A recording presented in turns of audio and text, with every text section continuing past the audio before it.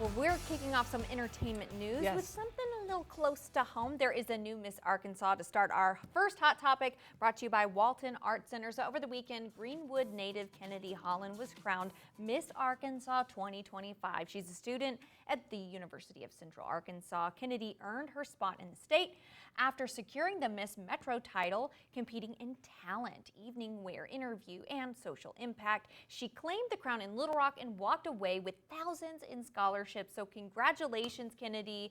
That is amazing. Very go cool. UCA Bears. Yeah. That's awesome. Yeah, way to go. I love we got it. a new Miss Arkansas. I'm always impressed by the camaraderie that is formed between the competitors. And I know you're on a stage competing, but Right. it really seems like it's an uplifting organization to be a part of. Yeah, I think so too. When we've talked to people, I know you specifically are Right. like, is it really? Right. Are you really friends with these folks? Right. Are you really secretly do you like, hate 'em? come on? No, they're all so sweet Very too. genuine. Yeah. Yeah, I love it. Also, over the weekend, okay, you might want to avert your gaze for this one. I'm going to be honest. No. Because the Adventureland Father's Day Belly Flop contest took place at Adventureland Stop Resort in it. Altoona, Iowa. So 8 fearless dads equipped with, you guessed it, dad bods, No. competing for big splashes and gift cards. Judges looked for the loudest smack and crowd reaction. And trust us, when the belly hits that water, you can hear it, one dad said. It was painful, but fun for everyone. Spirits and bellies were bruised, but family pride won the day. So just listen to those smacks. Pow. There is my no goodness. way. I cannot believe that is real. That is a real thing that exists. Nailed it. Nailed No it. notes. I am sore right here just watching these gentlemen pound the water with their front side like that. That is hilarious. And I bet their bellies were sore. Yes, I would imagine so.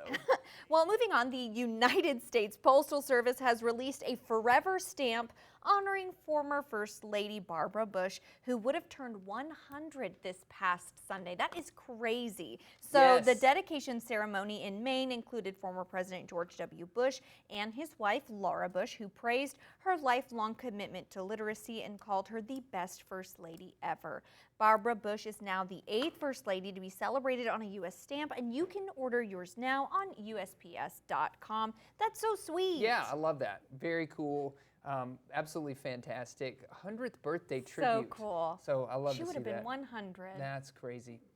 Well, let's take a look at what happened to the box office. It was a very crowded box office this weekend. Let's take a look at how those top 5 films stacked up. Yeah. The live-action How to Train Your Dragon remake took flight this weekend, earning a strong $83.7 million in North America and landing at number 1. It beat Disney's Lilo and Stitch, which still added $15 million and passed $386 million total.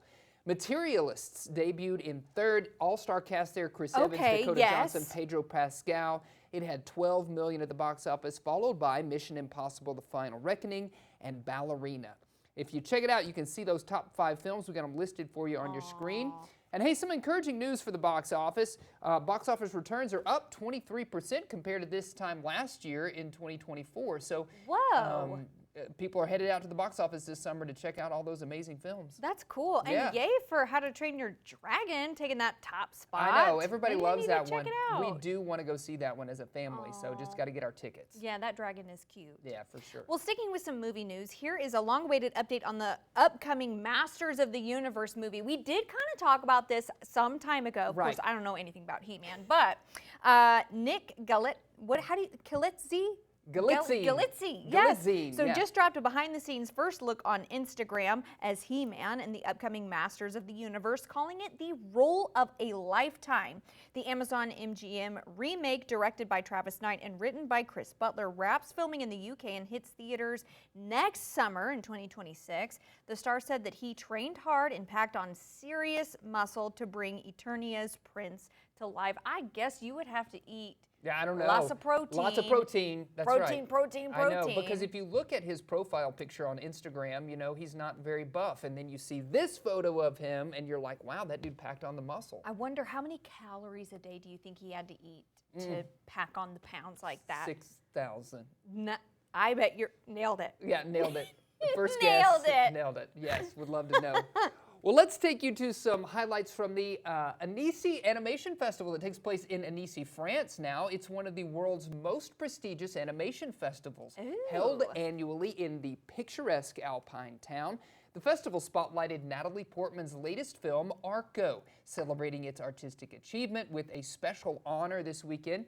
The animated feature, praised for its visual style and emotional storytelling, is set to hit U.S. theaters later this year. Now, Portman, who served as producer and voice actor for the English version, thanked the festival for recognizing her hard work, and she's proud to be a part of the team and thrilled to see how the project is connecting with audiences worldwide. So, love to see that. I love Natalie Portman. Yeah, and, me too. Love to hear her voice in this one. It looks really pretty, Yeah, and looks also it's like very 90s cartoon. I kind of like that about it. I do too. It's something very, and I'm looking at it, of course, this was the 80s, but I'm thinking Rainbow Bright. Like, you know what I totally. mean? Yeah, I don't absolutely. know. Yeah, well, we can- also at the festival, fans got a first look at Toy Story 5. That's right. We talked about this as well. This is really exciting. So the sneak peek revealed that Buzz, Woody, and Jessie will face a new high-tech rival, a tablet called LilyPad, competing for Bonnie's attention.